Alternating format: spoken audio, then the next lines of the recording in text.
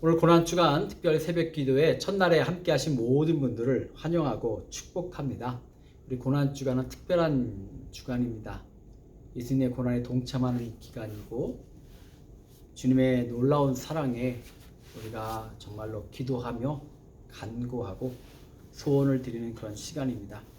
이 시간 함께 하셔서 끝날까지 정말로 주시는 말씀마다 은혜 받으시고 우리의 삶이 변화되는 귀한 시간 되기를 간절히 원합니다.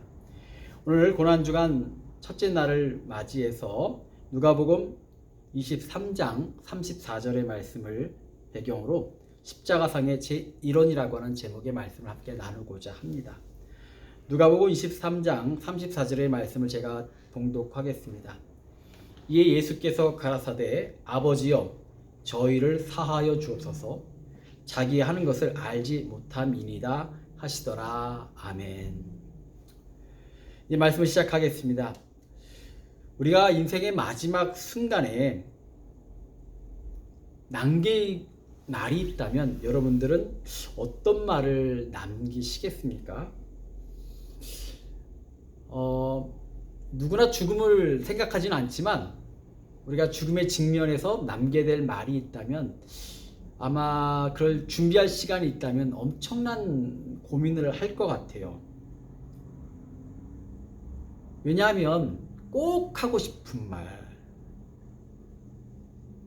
아니면 그 말 속에 담긴 나의 일생 또는 생각 이런 것들을 담아낼 만한 말들을 한다는 것은 쉽지가 않다라는 생각이 듭니다. 또 그만큼 중요한 의미가 있다라고 하는 거죠. 예수님께서는 십자가 위에서 7마디의 말씀을 하시면서 마지막 생명의 불꽃을 태우셨습니다. 그것을 가상 7원, 십자가상의 7원이라고 합니다. 이번 주간은 예수님께서 하신 말씀 7가지를 매일 한마디씩 나누면서 은혜를 받고자 하는데 그 중에 오늘 첫 번째 나눌 말씀은 용서에 관한 것입니다. 예수님은 자신을 모독하고 심하게 고문하는 사람들을 향해 그들을 오히려 용서해 달라고 기도했습니다. 사실 예수님의 생애, 삶, 가르침들은 우리가 인간의 상식으로는 이해할 수 없는 일들이 참 많지요. 오리를 가라면 십리를 가주고 이런 말씀들 산상수훈의 말씀들을 보면 사실 쉬운 일이 아닙니다. 그러니 예수님께서 생명의 마지막 순간까지 말씀하셨고 실천하셨던 용서의 삶을 우리는 이 시간 믿음으로 받아들여서 정말로 우리 삶에서 힘들지만 예수님처럼 용서의 삶이 실천되는 그리고 실현되는 그와 같은 은혜가 우리 모두에게 있기를 간절히 원합니다. 그러기 위하여서 우리는 용서를 위하여서 우리는 먼저 우리의 용서해야 될 대상들을 향해서 기도할 수 있는 여러분 되시기를 간절히 축원합니다.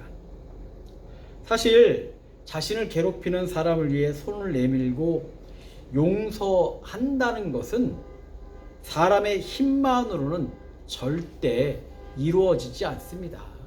물론 작은 다툼이나 소소한 일들에 대해서 용서할 수 있는 것들은 그렇게 어렵지 않지만 정말 삶을 끔찍하게 만들었던 사람들, 정말 심각한 고민과 문제를 일으켰던 사람들을 용서한다라고 하는 것은 사람의 생각과 의지만으로는 될 수 없다라고 하는 겁니다. 하나님의 능력과 힘을 빌리지 않고서는 궁극적인 참 용서가 이루어질 수 없다라고 하는 거예요. 하나님의 힘으로 능력으로 주시는 마음으로 용서해야 된다고 하는 겁니다. 그러기에 오늘 본문을 보면 예수님께서도 자신을 못 받고 채찍을 가하는 사람들을 용서하기 위해서 먼저 하나님의 도움을 요청했습니다. 그래서 아버지 하면서 성부 하나님을 부르며 하나님께 요청을 드렸던 거예요. 주님이 이 땅에 오셔서 십자가를 지시고 죽으신 것은 죄인들을 구원하기 위해서였습니다. 예수님께서는 그 사명을 지키기 위해서 마지막 순간까지 정말 끔찍한 행위들을 예수를 향해 저질렀던 그 사람들을 저주하지 않고 용서를 빌면서 당신께서 이 땅에 오신 그 사명을 끝까지 감당하셨던 거죠. 이와 같은 이면에는 또 어떤 면에서 보면 그들이 알지 못했다라고 하는 겁니다. 로마 병정들이 예수님이 어떤 존재인지를 알았다면 과연 그랬겠는가? 구세주라는 사실을 알았다면 그들이 그런 일들을 했겠는가라고 하는 겁니다. 예수님께서는 그들의 무지를 알고 계셨습니다. 그래서 그들이 알지 못한다라고 하나님께 기도합니다. 그들을 용서해 주기를 하나님께 간구하는 예수님의 모습, 그 사랑을 오늘 시간 고난주간에 기도하는 가운데 우들 마음속에도 품는 여러분 되시기를 간절히 축원합니다. 왜냐하면 우리가 누군가를 용서해야 되는 이유는 다른 것이 아닙니다.